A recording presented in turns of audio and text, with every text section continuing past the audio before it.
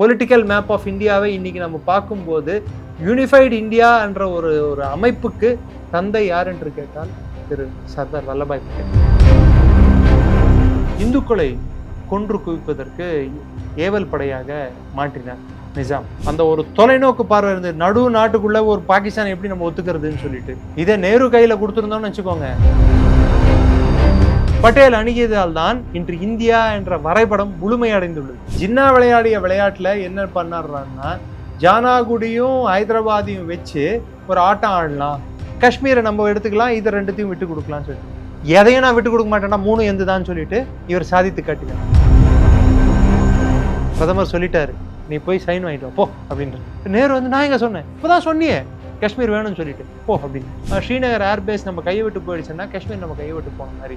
அப்போ ரோடு வந்து பாகிஸ்தான் மூலமாக தான் அப்ரோச் இருந்தது, இந்தியா மூலமாக அப்ரோச் இல்லை. ஒருவேளை நேரு அவர்கள் முன்னாடியே இந்த நடவடிக்கை எடுத்திருந்தா இப்போ இந்த POK அப்படிங்கிறது இருந்திருக்காங்க சார். நேரு வந்து சண்டையை ஜெயிக்கும் போது UN-ஐ அணுகாமல் இருந்திருந்தால் இந்த பிரச்சனை ஏற்பட்டது. அவருக்கு பாரத் ரத்னா கொடுக்க வேண்டும் என்ற அடிப்படை புரிதல் இல்லாத ஒரு ஆட்சியாளர்கள் இந்தியாவில் இருந்திருக்கிறார். கேலிக்கூத்து. இது ஒரு இன்னும் சொல்ல போனா வெக்கி தலைகுனிய வேண்டிய ஒரு விஷயம் இந்திய நாடு. அதில் சில பிரதமர்கள் அவர்களே பாரத் ரத்னா கொடுத்து கொண்ட பிரதமர்களும் உண்டு.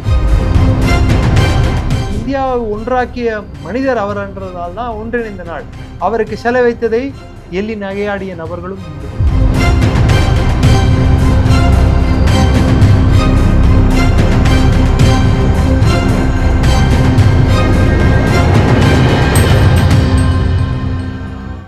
டூர் போக நீங்க ரெடியா? Family tour, solo tour, adventure tour, group tour, office tour, school tour, honeymoon, எந்த ட்ரிப்பா இருந்தாலும் ஃபேமஸ் ஸ்டார் டூரிசம் ஈஸியா அரேஞ்ச் பண்ணி தராங்க. Best packages, excellent service and full jolly எக்ஸ்பீரியன்ஸ்க்கு கேரண்டி. சோ எதுக்கு வெயிட்டிங்? ஃபேமஸ் ஸ்டார் டூரிசம் இப்போவே கான்டாக்ட் பண்ணுங்க. பேசு தமிழா பேசு நேயர்களுக்கு வணக்கம். இன்னைக்கு இந்தியாவினுடைய இரும்பு மனிதர் அப்படின்னு அழைக்கப்படக்கூடிய திரு வல்லபாய் பட்டேல் அவர்களுடைய பிறந்த நாள். இந்த நாளை முன்னிட்டு வல்லபாய் பட்டேல் அவர்கள் குறித்து நம்ம அறியாத நிறைய விஷயங்களை நம்ம கூட ஷேர் பண்றதுக்காண்டி டிஃபென்ஸ் அனலிஸ்ட் டாக்டர் திரு நிரஞ்சன் அவர்கள் இருக்காங்க. வணக்கம் சார். ஜெயந்த். வணக்கம். ஜெய்ஹிந்த் சார். வல்லபாய் பட்டேல் அப்படிங்கிற பெயரை கேட்ட உடனே உங்களுக்கு முதலாக தோன்றது என்னது சார்? முதல்ல தோன்றது இந்தியாவின் அரசியல் ரீதியான இன்று நாம் பார்க்கக்கூடிய இந்திய வரைபடம் மேப் ஒன்றாக்கி காட்டியவர். இன்னும் சொல்ல போனா ஃபாதர் ஆஃப் த நேஷன் என்று மகாத்மா காந்தியை அழைக்கிறோம். ஒரு நாட்டை இணைத்த யாரெல்லாம் இணைத்து இருக்கிறார்களோ அவர்களையும் ஃபாதர் ஆஃப் த நேஷன். பிஸ்மார்க்கே father of the nation, father of Germany அப்படி அயன்மேன், அதாவது பிஸ்மார்க்கை சொல்லுவாங்க, ஜெர்மனியோட பிஸ்மார்க்கை. பிஸ்மார்க் வந்து 9 வருடங்கள் ஆயிற்று அந்த நாட்டை இணைக்க. அதுவும் போர்கள் மூலமாக ஜெர்மனி ஒன்று சேர்க்கிறது, யூனிஃபிகேஷன் ஆஃப் ஜெர்மனி.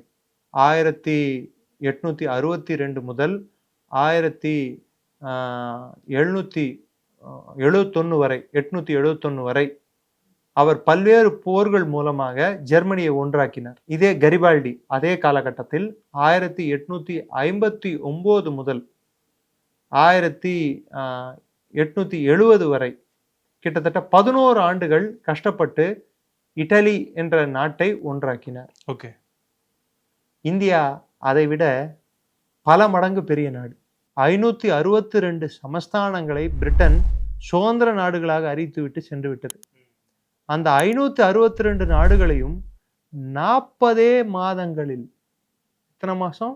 40 மாதங்களில் இணைத்த பெருமை சர்தார் வல்லபாய் பட்டேலுக்கே சாரும். நீங்க இதுக்கு முன்னாடி சொன்ன நாடுகளை எல்லாம் விட இந்தியா வந்து 3 மடங்கு 4 மடங்கு பெரிய நாடு.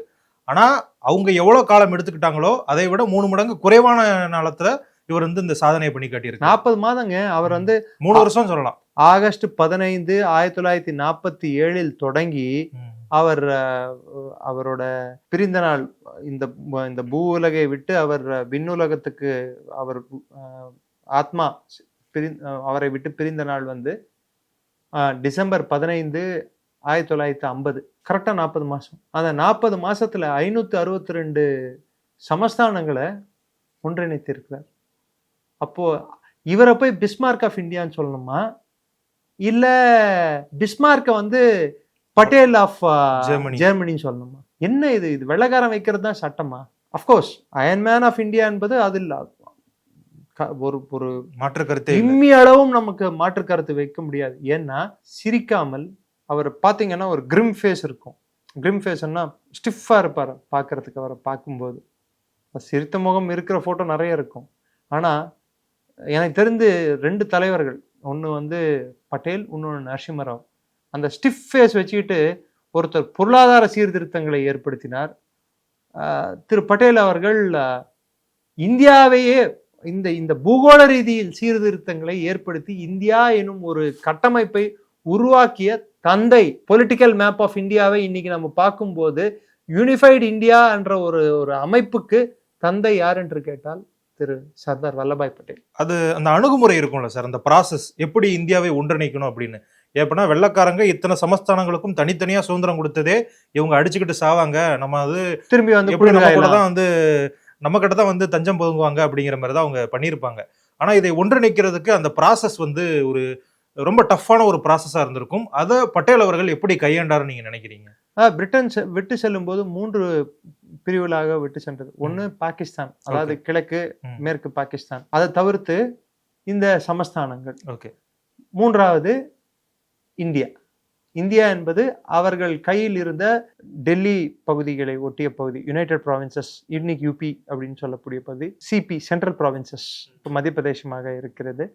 அதை தவிர்த்து Bombay presidency, Calcutta presidency, Madras presidency, இதெல்லாம் தான் அவங்க கட்டுப்பாட்டில் இருந்த நேரடி கட்டுப்பாட்டு. இப்படி தான் விட்டுட்டு போனாங்க. இதை தவிர்த்து பல்வேறு சமஸ்தானங்கள் இருக்கு. புதுக்கோட்டை ஒரு சமஸ்தானம், மைசூர் ஒரு சமஸ்தானம், திருவாங்கூர் ஒரு சமஸ்தானம், ராமநாதபுரம் ஒரு சமஸ்தானம், ஹைதராபாத் ஒரு சமஸ்தானம், குவாலியர் ஒரு சமஸ்தானம், இண்டோர் ஒரு சமஸ்தானம், ஜெய்ப்பூர் ஒரு சமஸ்தானம், ஜோத்பூர் ஒரு சமஸ்தானம், காஷ்மீர் ஒரு இது மாதிரி சொல்லிக்கிட்டே போகலாம்.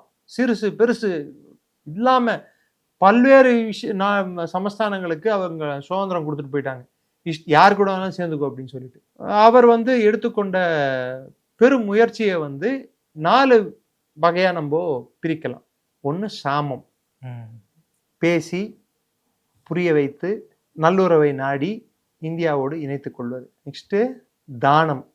சரி, நீ ஒத்துக்கலையா, உனக்கு பண இழப்பு ஏற்படுதா, உனக்கு ஏதாவது பணம் தேவையா, அதுக்கு ப்ரீவி பர்ஸ் அப்படின்னு ஒரு இதை ஏற்படுத்தி நீங்கள் தொலைத்த உங்கள் பகுதிகளுக்கும் உங்கள் வருவாய்க்கும் அதுக்கு நிகரான ஒரு தொகையை நாங்கள் கொடுக்கிறோம், வருடாந்திரம் அப்படின்னு சொல்லிட்டு ஒரு தொகையை அரசாங்கமே தீர்மானித்து அதை இந்திரா காந்தி அம்மையார் வந்தப்புறம் தான் அதை ஒழிச்சாங்க. ப்ரீவி பர்ஸ் அரசாங்கத்துக்கு தேவையற்ற செலவுன்னு சொல்லிட்டு, மற்றதெல்லாம் தேவையற்ற செலவுன்னு நினச்சிக்கிட்டு இதை ஒழிச்சாங்க. அதாவது நாம் கொடுத்த வாக்குறுதியிலிருந்தே பின்வாங்கினோம். ப்ரீவி பர்ஸ், தானம், சாம தான பேதம், இது 2த்துக்கு நீ ஒத்து வரலையா பாரு, நடக்கிறது வேற, பயங்காட்டுறது நடக்கிறது வேற. இதால வரக்கூடிய விளைவுகள் மோசமா இருக்கும். இதை நீ தான் சந்திக்கணும். உன் மக்கள் உன் மேல கிளர்ச்சியில ஈடுபட்டாங்கன்னா நான் ஒன்றும் பண்ண முடியாது, உன் உயிருக்கு நான் உத்தரவாதம் கொடுக்க முடியாது. இது 3த்துக்கும் ஒத்து வரலையா, தண்டம், அடி பின்னி எடுக்கிறது. அடி உதவாம அண்ணன் தம்பி உதவ மாட்டான். இது 4த்தையும் அப்ளை பண்ணாரு. இதுல ஃபர்ஸ்ட் 2 வந்து யூஸ்வலா நடக்கிறது, அது ஈஸியா நடந்திருக்கும் அந்த ப்ராசஸ். இந்த பேதமும் தண்டமும் எந்தெந்த சமஸ்தானங்களுக்கு யூஸ் பண்ணப்பட்டதுன்னு சொல்ல முடியுமா சார்? இப்போ உதாரணத்துக்கு பேதம் அப்படின்றது வந்து திருவாங்கூர் சமஸ்தானம் மோனோசைட், அதாவது முக்கியமான கனிம பொருள் நியூக்ளியார் இதில் அது அதிகமாக இருந்ததால் திருவாங்கூர் சமஸ்தானம் அதோட திவான் சிபி ராமசாமி ஐயர் அவரும் சித்திரை திருநாள், ராஜா சித்திரை திருநாள், அவங்களோட நட்சத்திரத்தின் பேர் தான் ராஜாவின் பேராக அழைக்கப்படும். இஸ் ஹைனஸ் சித்திரை திருநாள்.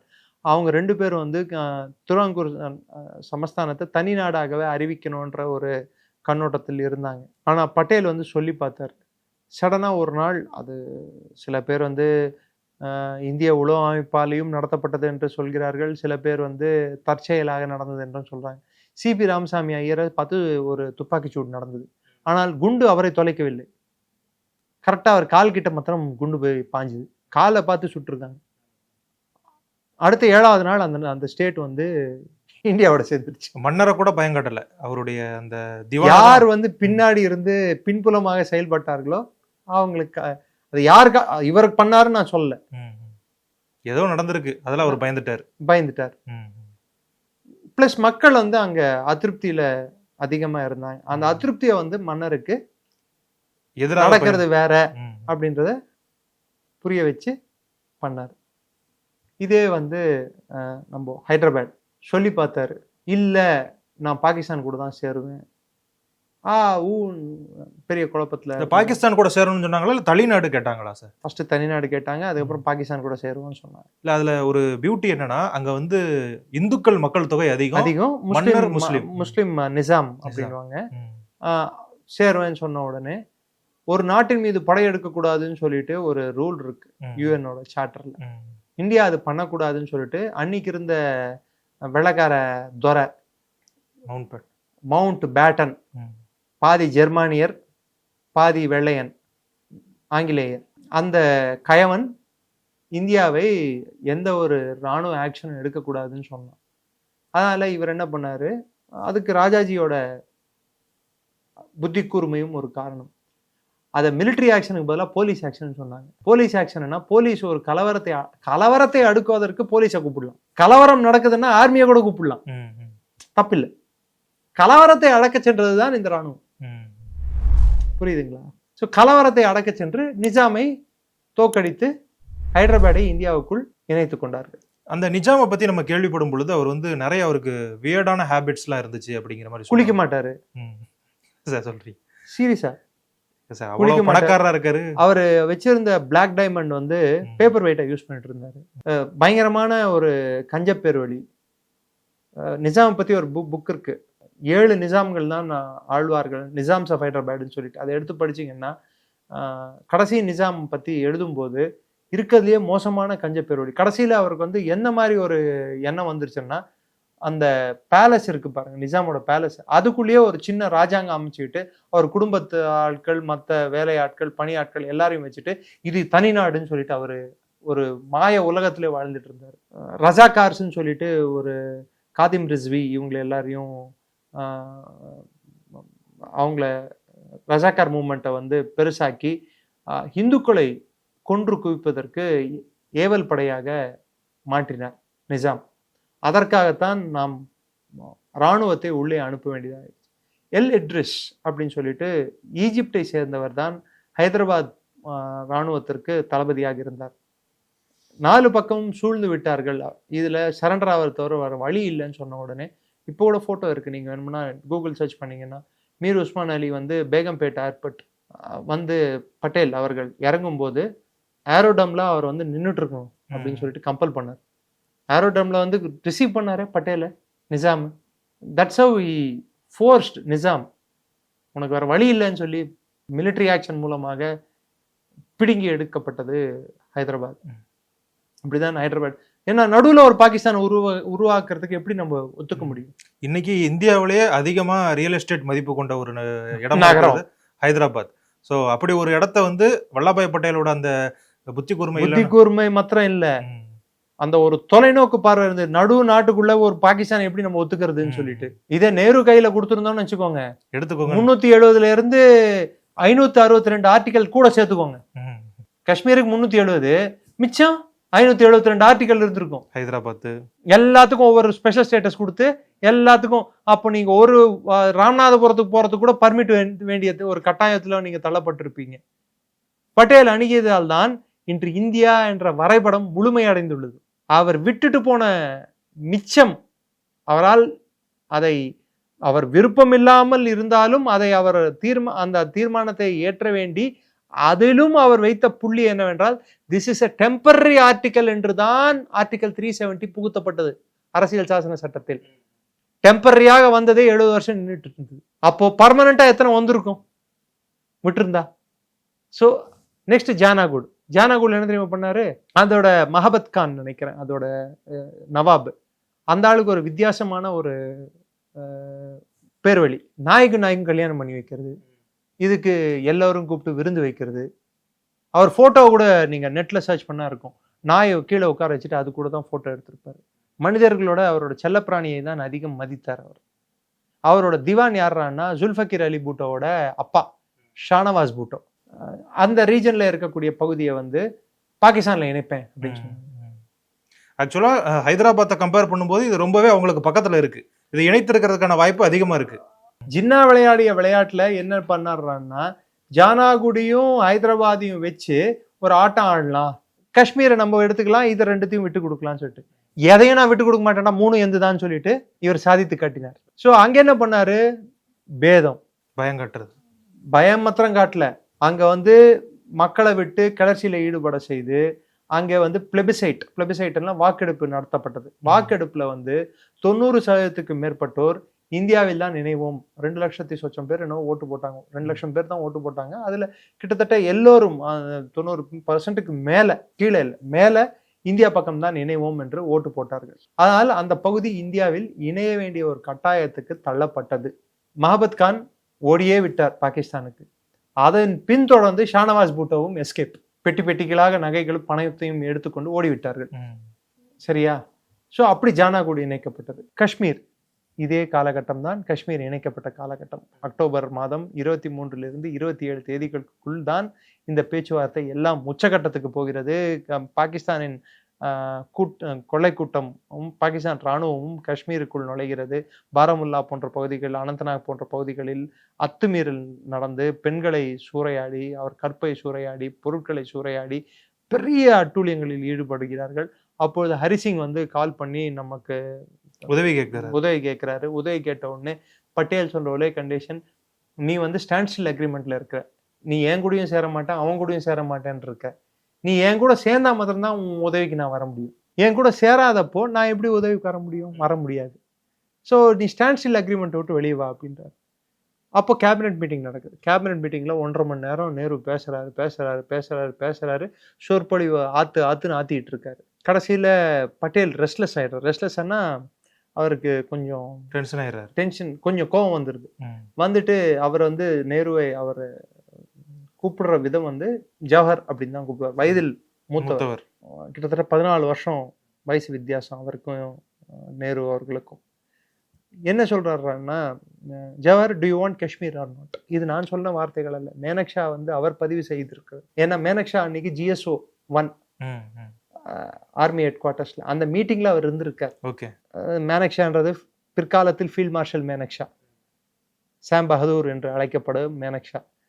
அவர்கிட்ட கேட்குறாங்க. கேட்டா Jawahar do you want Kashmir or not? Of course I want அப்படின்னு பெஞ்சை அந்த சேரை தட்டுறாரு அவர் கோபத்துல நேரு. அப்போ உடனே மேனக்ஷாவை பார்த்து, collect the papers, go and get the sign, you have the orders from prime minister அப்படின்றாரு. பிரதமர் சொல்லிட்டாரு, நீ போய் சைன் வாங்கிட்டு வா போ அப்படின்றாரு. நேரு வந்து, நான் எங்க சொன்னேன், இப்பதான் சொன்னியே காஷ்மீர் வேணும்னு சொல்லிட்டு போ அப்படின்ட்டு. இல்ல நேரு இன்னும் ஒரு மணி நேரம் 2 மணி நேரம், ஒவ்வொரு மணித்துளியும் அங்கே முக்கியமான காலகட்டம். நமக்கு உயிர்கள் போய்கிட்டு இருக்கு, உயிர்கள் போறது இல்ல, ஸ்ரீநகரை நெருங்கி கொண்டு இருக்கார்கள். அங்கே வந்து லேண்டிங் பண்ற பேஸ் வந்து ஸ்ரீநகர் ஏர்பேஸ் நம்ம கையை விட்டு போயிடுச்சுன்னா காஷ்மீர் நம்ம கையை விட்டு போன மாதிரி. அப்ப ரோடு வந்து பாகிஸ்தான் மூலமாக தான் அப்ரோச் இருந்தது, இந்தியா மூலமாக அப்ரோச் இல்லை, பாகிஸ்தான்ல இருந்து தான் அப்ரோச். அப்போ ஸோ எல்லாமே போனோம்னா அப்போ நம்மளால முடியாது. அப்போ பாகிஸ்தான் மேலும் முழு போருக்கு நம்ம தயாராக வேண்டும்.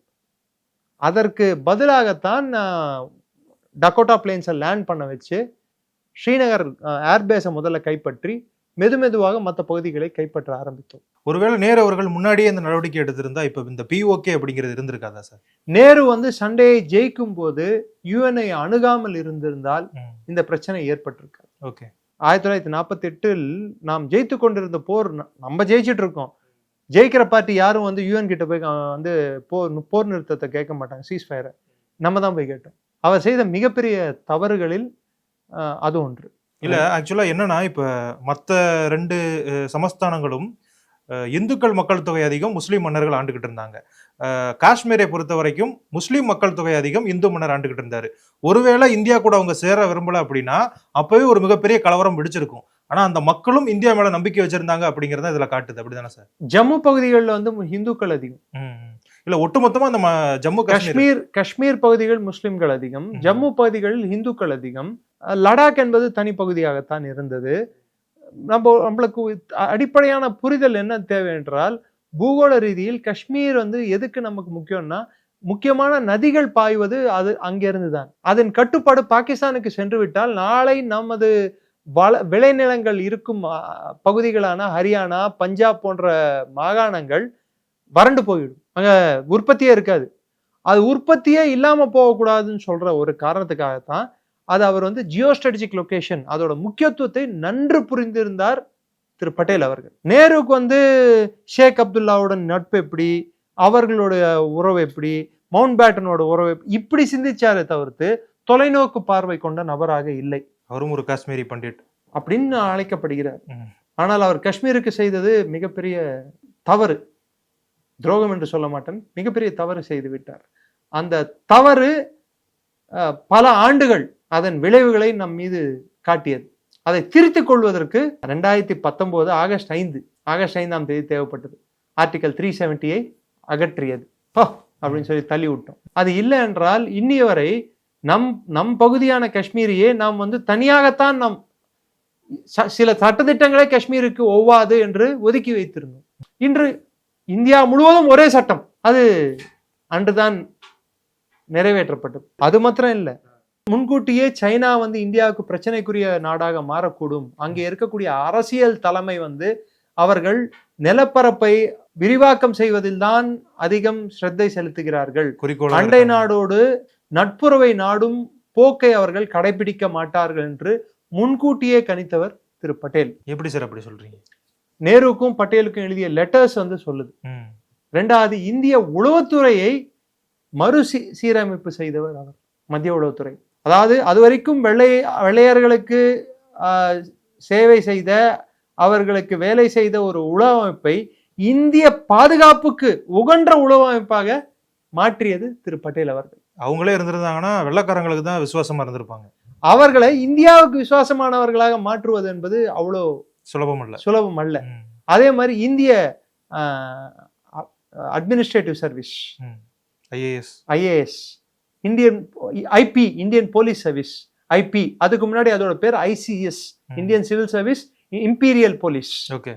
இம்பீரியல் போலீஸ்னா அங்க கிரௌனோட போலீஸ், இந்தியன் சிவில் சர்வீஸ்னா ஐஏஎஸ்.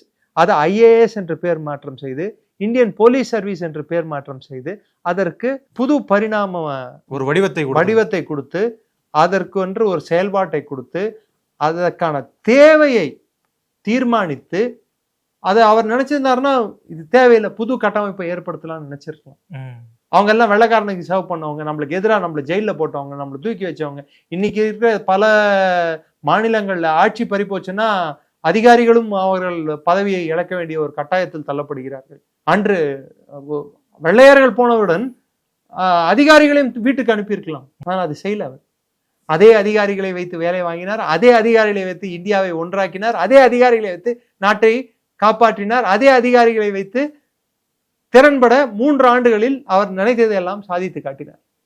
இதுதான் பட்டேலின் சாதனை. இவ்வளவு சாதனைகளை பண்ணியிருக்காரு, ஆனா அவருக்கு இந்தியா அந்த அளவுக்கு உகந்த மரியாதையை கொடுக்கல. 91 திரு நரசிம்மராவ் அவர்கள் வருவது ஆட்சிக்கு வரும் வரை அவருக்கு பாரத் ரத்னா கொடுக்க வேண்டும் என்ற அடிப்படை புரிதல் இல்லாத ஒரு ஆட்சியாளர்கள் இந்தியாவில் இருந்து இருக்கிறார்கள். கேலிக்கூத்து.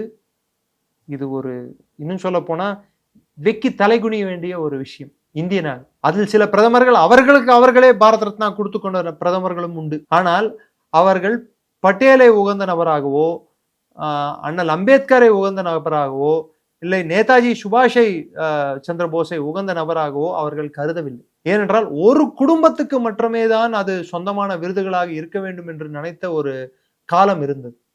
அதை மாற்றி அமைத்தவர் திரு நரசிம்மராவ் அவர்களா. அவரும் அந்த கட்சியை சேர்ந்தவர் தான், அதையும் இங்க நான் குறிப்பிட விரும்புகிறேன். ஆனால் அவர்தான் பட்டேலுக்கு கொடுக்க வேண்டும் என்ற ஒரு முடிவை எடுத்தார்.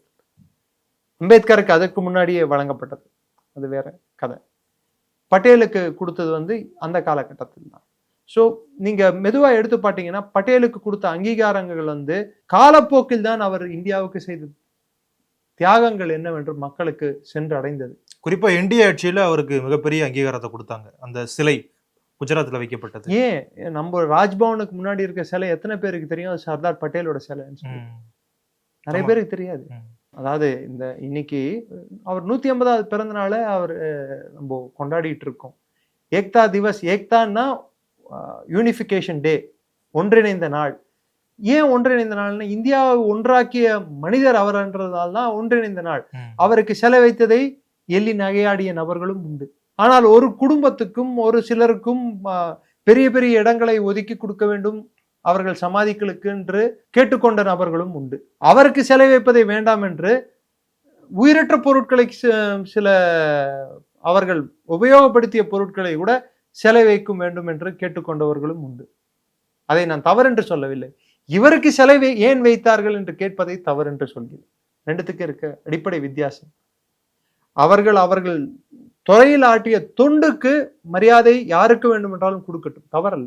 பட்டேல் ஆற்றிய தொன்று எந்த விதத்தில், இந்த நாட்டுக்கு அவர் செய்த சேவையும் தொன்று எந்த விதத்தில் குறைந்து மதிப்பிட முடியும் என்பதை மக்கள் பார்வைக்கு நாம் விட்டுவிட வேண்டும். ஓகே சார், இன்னைக்கு அவருடைய பிறந்த நாள். இந்த நாளில் அவருடைய சாதனைகளையும் அவருடைய தியாகங்களையும் அவருடைய சேவையும் நம்ம எல்லாருமே போற்றி வணங்கணும் அப்படின்னு சொல்லிட்டு இந்த நிகழ்ச்சியை முடிச்சுக்கலாம். எங்களோட இணைந்து உங்களுடைய கருத்துக்களை பகிர்ந்ததுக்கு மிக்க நன்றி. வாழ்க சர்தார் வல்லபாய் பட்டேலின் புகழ். ஜெய்ஹிந்த். ஜெய்ஹிந்த் சார். ரேபிஸ் உள்ள வந்துடுச்சுன்னா, அதோட அறிகுறிகள் ஆரம்பிச்சிருச்சுன்னா அதுக்கு ட்ரீட்மெண்ட்டே கிடையாது. 100% மரணம். பாதுகாப்பு இல்லாத உடலுறவு வைக்கும் பொழுது இந்த மருக்கள் பாதிக்கப்பட்ட நபர் கிட்ட இருந்து இன்னொருத்தருக்கு ஈஸியா பரவலாம். ஃபர்ஸ்ட் நமக்கு சுகர் இருக்கான்றது செக் பண்ணிக்கணும். சுகர் இருக்கக்கூடிய நிறைய நபர்களுக்கும் கண்ணெரிச்சல் ஏற்படும். 2-3 பேர் at 20A டயபெட்டிஸ் வரக்கூடிய வாய்ப்பு இருக்கு. இதை ராத்திரி 8 மணிக்கு மேலே இவங்க ரெகுலராக சாப்பிட ஆரம்பிச்சாங்கன்னா, சைக்கிளிங் பண்ணுறவங்களுக்கு நான் எழுதியே தரலாம், ஹார்ட் ப்ராப்ளம் வராது அப்படின்னு. பேசு தமிழா பேசு சேனலுக்கு ஆதரவு தந்து கொண்டிருக்கக்கூடிய பார்வையாளர்களுக்கு வணக்கம். அரசியல் ஆன்மீகம்னு மட்டும் இல்லாம இப்போ ஹெல்த்லயும் நம்ம வந்தாச்சு. ஹெல்த் சம்பந்தமான பிரச்சனைகளுக்கும் ஹெல்த் டிப்ஸுக்கும் ஹெல்த் கேருக்கும் இல்ல ஹெல்த் பத்தி ஏதாவது தெரிஞ்சுக்கணும் அப்படின்னு நினைச்சீங்கன்னா ஹெல்த் குரு சேனல் கண்டிப்பா உங்களுக்கு யூஸ்ஃபுல்லா இருக்கும். பேசு தமிழா பேசு சேனலுக்கு கொடுக்கக்கூடிய இதே சப்போர்ட்டை ஹெல்த் குரு யூடியூப் சேனலுக்கும் கொடுத்து அந்த சேனலை சப்ஸ்கிரைப் பண்ணி உங்க நண்பர்களுக்கு ஷேர் பண்ணும்படி கேட்டுக்கிறோம். நம்ம ஹெல்த் குரு சேனலோட லிங்கை டிஸ்கிரிப்ஷன்ல தரோம், மறக்காம செக் பண்ணி பாருங்க.